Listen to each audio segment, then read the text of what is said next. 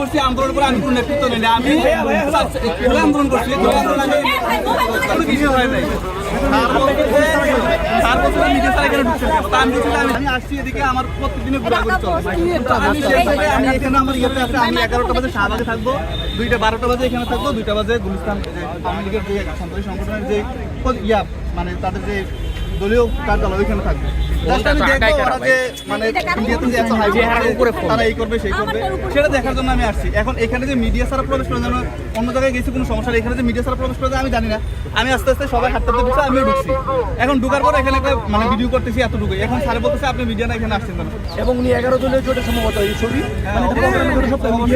এই যে তার ভিডিও, হ্যাঁ এটা সামাজিক যোগাযোগ মাধ্যমে দেওয়া আছে। এখন ভাই এত উনি হ্যারাসমেন্ট করেন না, উনি আমাদের যত সংগঠন ছিল সব কিছু ছিলাম। এখন আমার তো এটা উনি হচ্ছে, আমি ওনাকে চিনি, আমি ওনাকে চিনি ব্যক্তিগত, আমি উনি হচ্ছে আমার কোনো আমি তো আমি বললাম আমি ওনাকে চিনি। আওয়ামী লীগ বিরোধী যত অনুষ্ঠান আছে সব জায়গায় আমি আসি। কোন রাজনৈতিক ব্যানারে অংশগ্রহণ করছেন কিনা? হ্যাঁ অবশ্যই, আওয়ামী লীগের বিরুদ্ধে যে রাজনীতি করছে বিএনপি জামাত সবার সব মোবাইল ছাড় আমি বলছি, আমি একটু লোক করতে আসছি এতটুকু। এখানে অবস্থা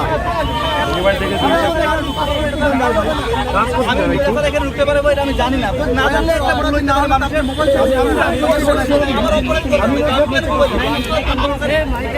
আন্দোলন করছি, আমি এখানে আসছি দেখাই দেন ভাই। আমি সাধারণ আমি আন্দোলন করছি, আন্দোলন করে আমি কোনো নেতৃত্ব নিই না। আমি আন্দোলন করছি, এটা হচ্ছে আপনার ওই যে জুনায়েদ ভাই যে করছিল হচ্ছে আপনার ওই, এখন ওনারা এনসিপিতে চলে গেছে। আমার নাম সাফাত হোসেন। এটা হচ্ছে ওই যে মুকুমিল্লা,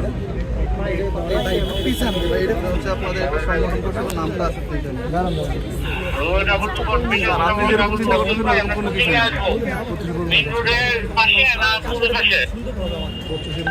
বত্রিশের পূর্ব মাঠে আসেন।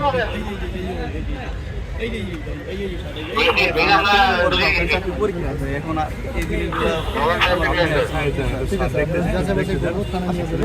থানায় গিয়ে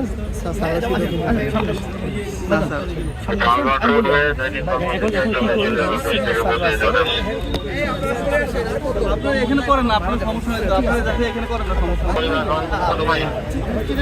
না। উনিরা কি শাহবাগে পরিচিত? আপনি আমারটা ডিস্টার্ব করতেছেন। না না এই যে উনি কি আমারটা আপনাকে মিডিয়া সারে আমরা সারে জিজ্ঞাসা করবো, তো আমি বলছি স্যার আমি মিডিয়ার না, আমি আসছি।